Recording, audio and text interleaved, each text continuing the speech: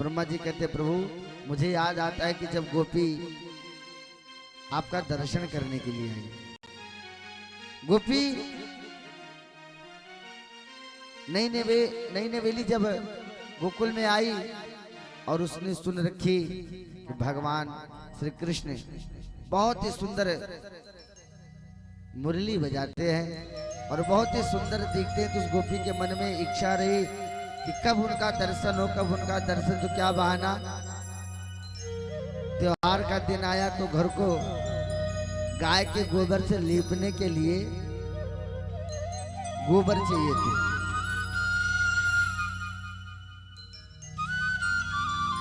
पहले घर में कोई कार्य होता था, शुभ कार्य, तो घर को गाय के गोबर से लीपा जाता था।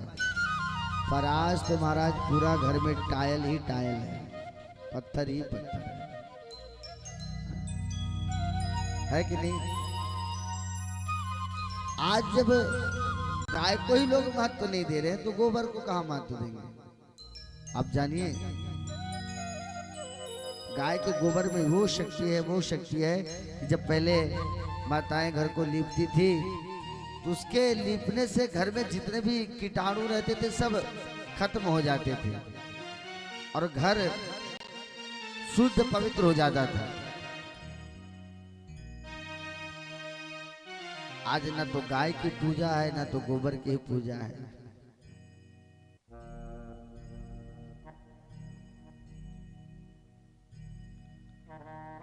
वो गोपी गोबर का बहाना लेकर के मैया यशोदा के पास आई और बोले मैया, बोले हाँ, बोले मुझको गोबर चाहिए थे। यशोदा जी ने कहा अरे तू बावरी हो गई है, तेरे को गोबर चाहिए तो मोते काहे पूछ रही है, जा गौशाला में ढेर सारे गोबर पड़े, जितने चाहिए उतने ले ले। अब गोबर तो कह रही है पर टुकुर टुकुर दृष्टि चारों तरफ घूम रही कि वो छोरा कहाँ है, वो छलिया कहाँ है, वो कन्हैया कहाँ है, वो नटखट कहाँ है, चारों तरफ टुकुर टुकुर देख रही है, चारों तरफ दृष्टि घुमा रही हैं पर कन्हैया कहीं दिख नहीं रही। अब गोपी जब गौशाला में गई तो उदास हो गई, सोची कि मैंने सोचा था कि जाऊंगा तो उनका दर्शन प्राप्त होगा पर वो तो मुझे मिले ही नहीं। अब गौशाला में आकर के टोकरी में गोबर भर रही है, सोच रही है कि कहां चले गए, पर जब कोई सच्चे भक्त सच्चे मन से पुकारता है तो भगवान भी रह नहीं पाते हैं, भगवान भी दौड़े दौड़े चले आते हैं। गोपी मन में सोच रही कि कहाँ है कन्हैया। इतने में भगवान कन्हैया आकर के खड़े हो गए कि कौन है, क्या ले रही है, कितना ले रही है, सोच रही। तब तक गोपी ने जब देखा और जो गोपी की दृष्टि कन्हैया पर पड़ी, महाराज देखती ही रह गई, नजर ऊपर से नीचे ना हटे और देखते देखते कन्हैया को टोकरी में गोबर इतना भर दी कि महाराज अब टोकरी ही ना उठे। तो हाथ जोड़ के बोली लाला निक तनी हाथ लगवाए दे, बड़ो भारी हो गए हो। कन्हैया बोले अच्छा हम ही गोबर दे और हमें उचवाए दे। गोपी बोली लाला अगर गोबर तुम उठवा दोगे ना तो तेरे को माखन की गोला दूंगी।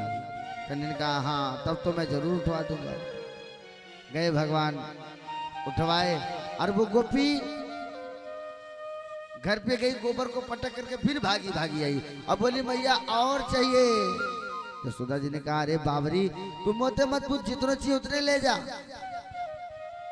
अब फिर आई, फिर भर रही है, फिर कन्हैया खड़े हो गए, फिर भरते भरते जब ढेर सारा हो गया फिर गोपी कहने लगी लाला एक बार और उछवाए दे।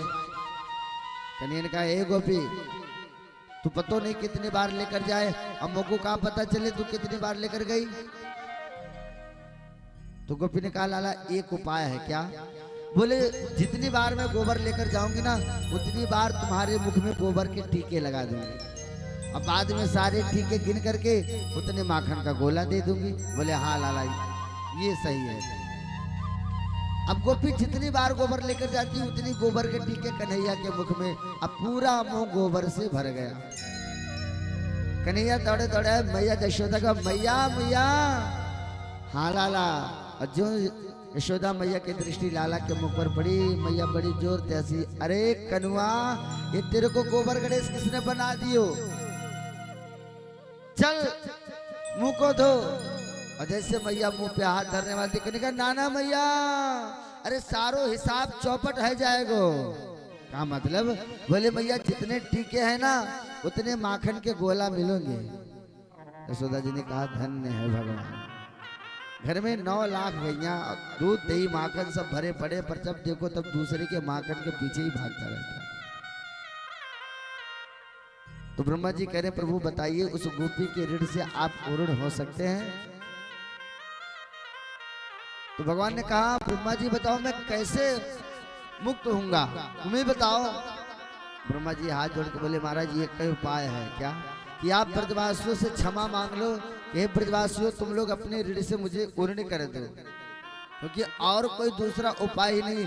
तो ये ब्रजवासी इतने भोले भाले हैं आपको मुक्त ही कर देंगे, अन्यथा तो और कोई उपाय है ही नहीं, और कोई उपाय नहीं है। भगवान ने कहा जैसा कह रहे हो वैसा मैं करूंगा। परंतु भगवान जब नहीं माने तो ब्रह्मा जी प्रणाम करके चले गए। अब भगवान एक दिन अपने शयन कक्ष में विराम करते हुए मन में सोचा कि सभी का संहार तो हो गया असुरों का, पर एक और बचा है। कौन? कालिया नाग। भगवान ने मन में सोचा कि ये इतना दुष्ट है कि हमारे यमुना जी के हृदय में इतना विष फैला रखा है, इतना विष फैला रखा है कि ऊपर उड़ने वाले पक्षी भी नीचे गिर के मर जाते हैं। परंतु इसको मारने के लिए अकेले ही जाना पड़ेगा, बलराम जी को साथ में लेके नहीं जाना पड़ेगा। क्यों? क्योंकि बलराम जी किसके अवतार हैं? बलराम जी किसके अवतार हैं? शेषनाग जी के। और कालिया कौन है? सर्प। तो भगवान ने मन में सोचा हो सकता है युद्ध के समय कहूं दाऊ दादा ने अपने जाति का पक्ष ले लिया, फिर तो युद्ध हो ही नहीं पाएगा, फिर तो सारा काम चौपट हो जाएगा। तो मैया किसी न किसी बहाने लाला का जब उत्सव मनाती रहती है, तो एक बार बलराम जी का जन्मदिन आया तो मैया जन्मदिन मना रही है, परंतु भगवान कन्हैया बिना किसी को बताए 2-4 ग्वाल बाल को लेकर जमुना जी के किनारे आ गए। भागवत में तो नहीं लिखा है, पर बड़े बड़े संत महापुरुष कहते हैं, दृष्टांत आया है कि भगवान उसे जमुना जी के किनारे गेंद का खेल खेलते। विलोक्य दूषिताम कृष्णाम कृष्णा कृष्णा घिना विभो तस्या विशुद्ध मन विच्छन सर्पम तमुदवासयत।